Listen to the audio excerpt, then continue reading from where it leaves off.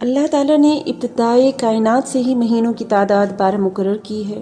ارشاد باری تعالیٰ ہے، زمین اور آسمان کے پیدائش کے روز سے ہی مہینوں کی تعداد اللہ کے نزدیک 12 ہے، جن میں 4 مہینے حرمت والے ہیں۔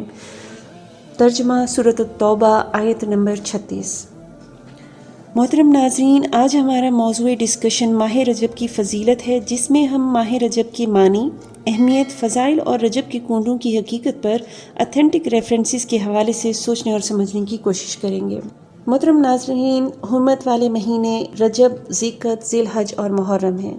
ان مہینوں کو حرمت والے کہا جاتا ہے کہ ان میں لڑائی کرنا حرام تھا تاکہ علاقے میں امن ہو اور لوگ بآسانی حج کے لیے آ جا سکیں۔ تمام علماء کی متفقہ رائے کے نزدیک یہ حکم منسوخ ہو چکا، کیونکہ ضرورت پڑنے پر ان مہینوں میں جہاد کیا جا سکتا تھا، لیکن گناہوں اور اللہ کی نافرمانیوں سے دوسرے مہینوں کی یہ نسبت اجتناب کرنا چاہیے۔ اب دیکھتے ہیں کہ رجب کا معنی کیا ہے۔ عربی زبان میں ترجیب کے معنی تعظیم کے ہیں، یعنی رسپیکٹ کے ہیں، اور ماہ رجب کی وجہ تسمیہ، اس کی وجہ شہرت بھی یہی ہے کہ عرب اس کی تعظیم کیا کرتے تھے، رسپیکٹ کیا کرتے تھے، اور اس مہینے میں بتوں کے نام پر جانور ذبح کیا کرتے تھے جنہیں عتیرہ کہا جاتا تھا۔ لیکن جب اسلام آیا تو اس نے یہ رسم ختم کر دی۔ جہاں تک اس مہینے میں مخصوص عبادات، روزے اور نوافل جیسا کہ صلاۃ الرغائب اور شب معراج کی عبادت کا تعلق ہے، تو اسی سلسلے میں نبی اکرم صلی اللہ علیہ وآلہ وسلم سے کوئی صحیح حدیث وارد نہیں ہے، بلکہ اس قسم کی تمام روایات انتہائی ضعیف اور من گھڑت ہیں۔ حافظ ابن حجر رحمۃ اللہ علیہ فرماتے ہیں، ماہ رجب کے روزوں اور نوافل کے بارے میں کوئی صحیح حدیث وارد نہیں ہے، بحوالہ تبین العجائب صفحہ نمبر 71۔ اور امام سیوطی رحمۃ اللہ علیہ بھی فرماتے ہیں، رجب کے روزوں کی فضیلت کے بارے میں جتنی روایات ہیں یا تو منکر ہیں یا پھر من گھڑت ہیں، بحوالہ الشماریخ فی العلم التاریخ صفحہ نمبر 40۔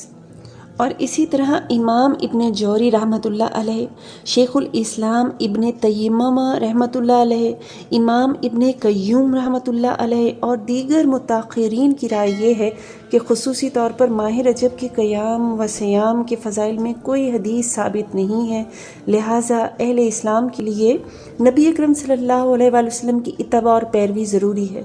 اپنی طرف سے نئی نئی ایجادات کرنا اور نئے نئے طریقے نکالنا کلمہ گو مسلمانوں کے لیے کسی طور بھی لائق نہیں ہے، بلکہ اس مہینے میں بھی عام عادت کے مطابق آپ نماز پنجگانہ ادا کریں، نماز تہجد، پیر و جمعرات اور ایام بیس یعنی 13، 14، 15 کے روزے جو کہ نبی اکرم صلی اللہ علیہ وآلہ وسلم سے ثابت شدہ ہیں، انہی کو معمول بنائیں۔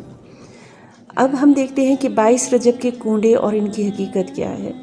محترم ناظرین، یہ رسم 1906 کو شروع ہوئی جب ہندوستان کی ریاست رامپور کے ایک خورشید احمد مینائی نامی شخص نے اس سلسلے میں ایک کہانی تراش کر داستان عجب کے نام سے شائع کی، جس میں حضرت جعفر صادق رحمۃ اللہ علیہ کے حوالے سے لکھا کہ امام جعفر صادق رحمۃ اللہ علیہ نے خود فرمایا، جو شخص 22 رجب کو میرے نام کی نیاز کے طور پر کنڈے کرے اور میرے ذریعے اپنی حاجت مانگے تو ضرور پوری ہوگی، اور اگر پوری نہ ہو تو قیامت کے دن میرا دامن ہوگا اور اس کا ہاتھ۔ محترم ناظرین، یہاں پر ہم ڈسکس کرتے ہیں کہ جیسا کہ سنن ابی داؤد میں حدیث نمبر 3248 میں حضور پاک صلی اللہ علیہ وآلہ وسلم نے فرمایا، "Do not swear by your father or by rivals to Allah, and swear by Allah only, and swear by Allah only when you are speaking the truth." تو معزز ناظرین، یہ بات کس طور پر صحیح ہو سکتی ہے کہ یہاں پر کوئی کنڈوں کی حقیقت ہے کہ یا حضرت جعفر صادق رحمۃ اللہ علیہ جیسی بلند پایہ شخصیت کے بارے میں یہ تصور بھی کیا جا سکتا ہو کہ وہ کسی کو شرک کرنے کی حکم یا ترغیب دیں گے۔ 22 رجب کا حضرت جعفر صادق رضی اللہ تعالیٰ عنہ سے کیا تعلق ہے؟ اس روز نہ تو آپ کی ولادت ہوئی نہ وفات ہوئی۔ آپ کی ولادت 8 رمضان المبارک 80 ہجری یا 82 ہجری میں اور وفات 15 شوال 148 ہجری میں ہوئی، اور نہ ہی آپ کی زندگی میں اس روز کوئی اہم واقعہ پیش آیا۔ محترم ناظرین، اب ڈسکس کرتے ہیں کہ رجب کی اہمیت کیا ہے۔ اس ماہ رجب میں اسرا و معراج کا واقعہ پیش آیا۔ مشہور روایت کے مطابق رجب کی 27 تاریخ کو اللہ تعالیٰ نے نبی اکرم صلی اللہ علیہ وآلہ وسلم کو اسرا و معراج جیسے عظیم الشان معجزے سے نوازا۔ رات کے کچھ حصے میں مسجد حرام سے لے کر مسجد اقصیٰ اور وہاں سے سدرۃ المنتہا تک اور وہاں سے واپسی آپ صلی اللہ علیہ وآلہ وسلم کا عظیم الشان معجزہ ہے جس پر ایمان لانا ہر مسلمان پر فرض ہے۔ دوسری اہمیت یہ ہے کہ نماز پنجگانہ کی فرضیت ماہ رجب میں ہی معراج کے موقع پر 5 نمازیں فرض ہوئیں۔ اس سے پہلے صرف 2 نمازیں تھیں، فجر اور عشاء۔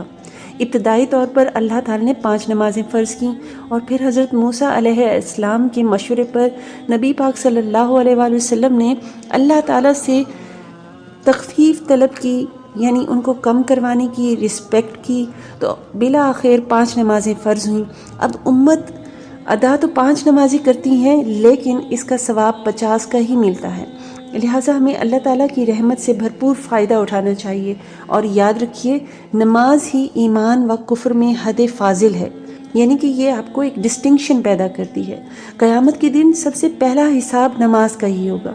یہ دین کا ایک اہم رکن ہے اور کسی حال میں بھی معاف نہیں ہے سوائے عورتوں کے مخصوص ٹائم میں، اور باقی تمام احکام زمین پر نازل ہوئے، لیکن نماز تحفہ معراج ہے جو آپ کو 7ویں آسمان کے اوپر سدرۃ المنتہا کے پاس عطا ہوئی، لہٰذا ہمیں اللہ تعالیٰ کی اس عظیم عطیے کی قدر کرنی چاہیے۔ جزاک اللہ خیر۔